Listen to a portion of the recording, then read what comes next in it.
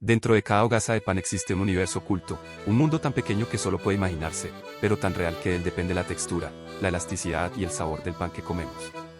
Ese mundo es el reino del pan, una vasta tierra molecular formada por una red de hilos elásticos, que se entrecruzan como raíces doradas sosteniendo montañas de miga y ríos de burbujas de aire. En este reino, cada molécula tiene un propósito, y de su equilibrio depende la estructura y la vida. En el centro del reino vive Lady Glutina, la hechicera del gluten. De sus manos nacen los hilos que unen las proteínas, dando forma al pan. Su magia proviene de grupos químicos llamados tioles, pequeños lazos entre átomos de azufre e hidrógeno. Cuando dos de esos lazos se encuentran, forman un enlace disulfuro, un vínculo fuerte y estable que mantiene la red del gluten unida. El equilibrio entre estos grupos tiol y los enlaces disulfuro define el destino del reino del pan. Durante siglos, Lady Glutina había mantenido ese equilibrio perfecto. Los puentes eran firmes, las burbujas eran estables, y los habitantes del reino vivían en paz. Pero un día, una sombra química comenzó a propagarse desde las profundidades del amasado. Era un poder que debilitaba los lazos, que rompía los enlaces, que transformaba la firmeza en fragilidad. De entre la neblina surgió Lord Reducton, el alquimista oscuro, señor de los agentes reductores. Su esencia representaba la reducción, el proceso que devuelve los enlaces disulfuro a su estado original de grupos tiol. Lord Reducton portaba el poder del glutatión y de las sustancias que rompen puentes químicos. Al entrar en contacto con los hilos del gluten, los separaba, destruyendo la estructura. Cada filamento que antes era un enlace firme se convertía en un hilo débil. El reino comenzó a hundirse, las torres de miga se derrumbaron y las burbujas colapsaron. La masa, que antes era firme y elástica, se volvió débil, flácida e inestable. Lady Glutina comprendió que solo una energía contraria, una fuerza oxidante, podía restaurar el equilibrio. Así invocó a los guardianes de la oxidación controlada, antiguos alquimistas elementales que traían consigo el poder de la restauración. El cielo del reino se abrió y dos luces descendieron, una dorada y otra verde luminosa. Eran los caballeros del equilibrio, el dióxido de cloro y el cloro elemental. El primero, el dióxido de cloro, es un gas amarillo verdoso con un poder oxidante suave y selectivo. Su magia actúa transformando los grupos tiol en enlaces disulfuro, restaurando los puentes rotos del gluten. Lo hace con precisión, sin destruir la cadena principal de las proteínas. En el mundo del pan, eso significa que devuelve la fuerza sin alterar la suavidad. Cuando el dióxido de cloro entra en acción, las proteínas se reorganizan, los enlaces se restablecen y la masa recupera su firmeza. En concentraciones controladas, entre 1100 y 2500 partes por millón, este oxidante mejora la elasticidad y la retención de gas, permitiendo que el pan crezca con volumen y estabilidad. El segundo guardián, el cloro elemental, actúa de manera diferente. Cuando el cloro entra en contacto con el agua se forma una mezcla de ácido clorhídrico y ácido hipocloroso. El ácido hipocloroso, conocido como HOCl, es el verdadero agente oxidante. Este ácido inestable busca electrones en los grupos tiol, los oxida y los transforma en enlaces disulfuro, liberando pequeñas cantidades de agua y cloruro. El resultado es una red más fuerte, con mejor consistencia y una miga más blanca. En el reino del pan, los filamentos que antes estaban débiles vuelven a tensarse, las burbujas recuperan su forma y las estructuras se iluminan con un resplandor dorado. La magia oxidante actúa con precisión, soldando las fracturas químicas y devolviendo el equilibrio a la masa. Los sabios del reino comprendieron la ciencia detrás del milagro. Descubrieron que después del tratamiento con cloro o dióxido de cloro, el número de grupos tiol libres disminuye, mientras los enlaces disulfuro permanecen casi constantes. Las proteínas se reorganizan, la red se vuelve más homogénea y el gluten más estable.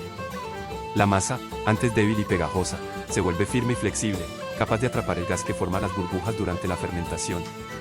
Sin embargo, el equilibrio no podía mantenerse sin vigilancia. Desde las sombras, Lord Reducton regresó, liberando su energía reductora en una última oleada. Los enlaces recién formados comenzaron a debilitarse, amenazando con destruir otra vez la red del gluten.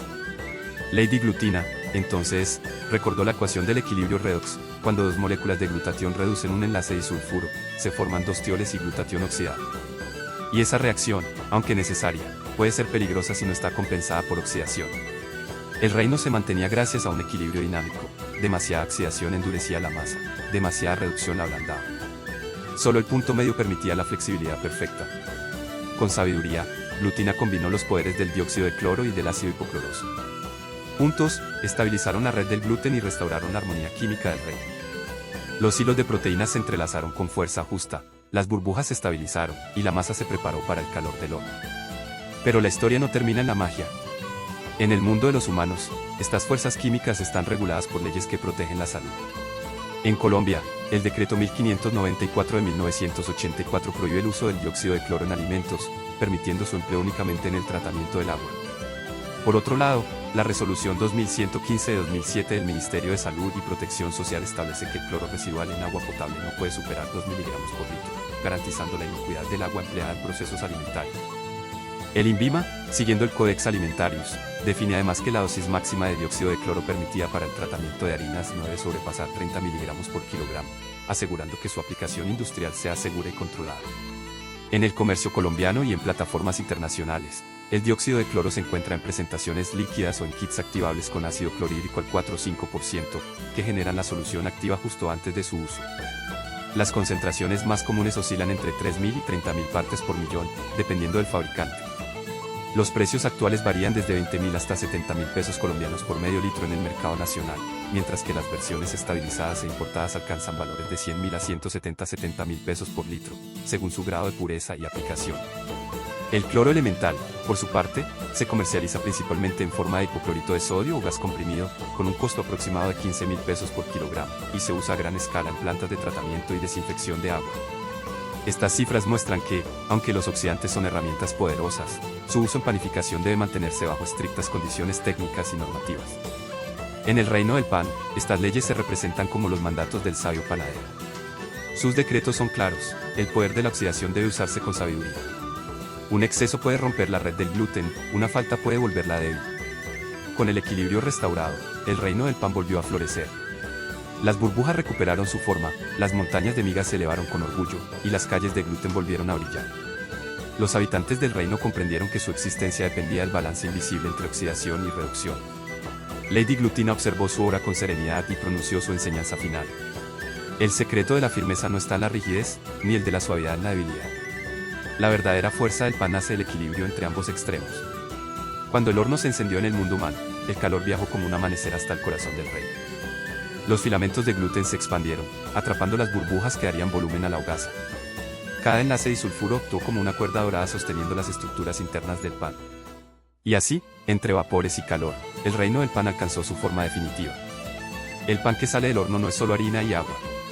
Es el resultado de una danza molecular, de una serie de reacciones invisibles que equilibran fuerzas químicas opuestas. Cada miga es el testimonio de esa armonía, una red flexible, estable y ligera. Los guardianes del equilibrio, el dióxido de cloro y el cloro, son recordatorios de que incluso en la química más compleja, la clave está en la moderación. En pequeñas dosis y bajo control, los oxidantes fortalecen la estructura del gluten y embellecen la miga. Cada vez que una hogaza crece en el horno, el reino entero revive, sostenido por los mismos hilos invisibles de equilibrio químico. En el mundo humano, esa magia tiene forma de ciencia. Los panaderos lo llaman textura, volumen o elasticidad. Los químicos lo llaman reacción redox. Pero para el reino del pan, todo se resume en una sola palabra: equilibrio. Y en su interior, entre burbujas y filamentos, el legado de Lady Glutina sigue vivo, una lección de armonía, de respeto por las fuerzas invisibles que mantienen unido el mundo. Así termina la historia del reino del pan, donde la ciencia se disfraza de magia. Porque la química del pan es equilibrio.